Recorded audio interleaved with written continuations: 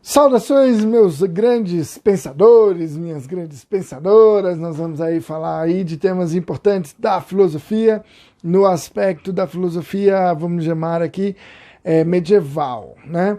Então a gente falou basicamente aí desses autores do período antigo, falamos do helenismo, e aí a gente tem essa transição, falamos que existe então esse período de mudança, e aí vem o pensamento cristão. Então, a primeira coisa que a gente tem que lembrar, a filosofia cristã, ela está surgindo, ela precisa se consolidar, ela precisa se confirmar, né? Por quê? Porque você tem vários autores que estão aí despontando no período, né? Então, assim, primeiramente você tem a perseguição.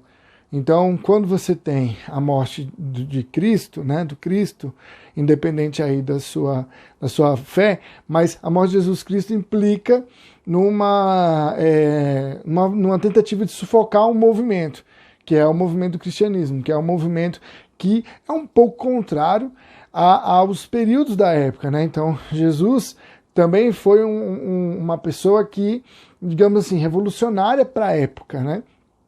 Trazendo a caridade, trazendo o respeito, né, trazendo o amor, trazendo então várias ideias que são estranhas aos homens da época. E toda vez que surge alguém assim, não é o Jesus Cristo não for o primeiro, você vai ter vários exemplos na história.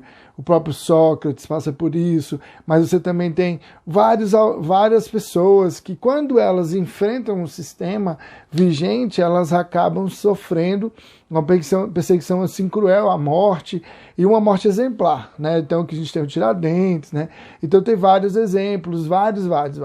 Então, o que acaba acontecendo? Tentativa de sufocar o cristianismo, perseguir, então os cristãos eles se escondem, e você vai ter então o primeiro período aí que a gente chama de filosofia apostólica, né? Pelos apóstolos. Então, muitos daquilo que foi escrito pelos evangelistas, né, que são aqueles 4 grandes, não só discípulos, mas escritores, né? Então, eles conviveram mais tempo e têm a sua interpretação do que aconteceu com o Cristo lá durante a vida, e esses livros no Novo Testamento. E você tem também as cartas, né? Esse período que a gente chama de epistolar. Então, cartas escritas ali, meio que escondido, né? E tal, com medo, porque tinha essa perseguição. Então, principalmente, o que se destaca mais é o apóstolo Paulo, né? Paulo de Tarso. Então, esse apóstolo ele tem muitas cartas, muitas formas de demonstrar ali as características do cristianismo, da própria vida do Cristo. Então, é legal que você entenda isso. A gente vai entender, então, esse período no começo, século I, né?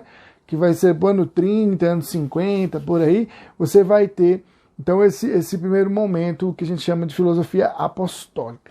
Depois a gente começa a ter um crescimento, uma fama, um aumento do alcance, né? O Império Romano dá uma recuada e eles ganham mais força.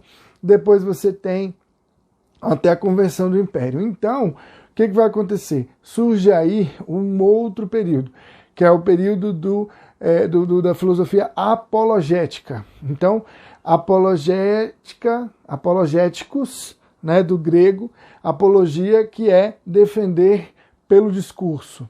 Então, o que acaba acontecendo?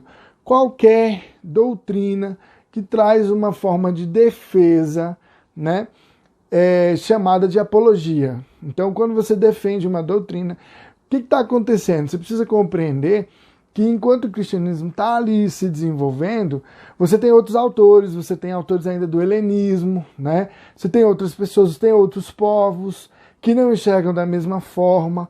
A ideia de que, por exemplo, Deus criou o homem. Essa ideia é uma ideia um pouco complicada, porque você tem culturas diferentes, os gregos e romanos não têm essa concepção, então eles precisam aprender, né? Eles precisam aprender no sentido de compreender. Então você vai ter muitos padres que eles vão trazer essa apologia, ou seja, essa defesa. Você tem apologia também no budismo, no hinduísmo, que são formas ali de você defender essa doutrina. Porém, elas são menores, né? A maior e a mais influente é essa apologia cristã. Então, se você ouvir a palavra só apologética, você já pensa na defesa do cristianismo. Agora, a não ser que venha especificando. Então, caiu no uso comum. Então, a apologética é a visão da defesa vamos dizer assim, do cristianismo. Então, é legal você entender que esses autores, eles vão trazer umas noções básicas agora, a noção do paraíso, a noção da vida eterna, né, a noção do pecado. Então, eles começam a usar argumentos também racionais para poder explicar a vida de Cristo, explicar por que ele tomou algumas decisões, né? Que algumas decisões que o Cristo toma são assim, um pouco sem sentido, né? Então é interessante que não é que é sem sentido, é que por um indivíduo que podia fazer qualquer coisa, por que aceitar essas dominações ou essa imposição? Então havia um objetivo maior.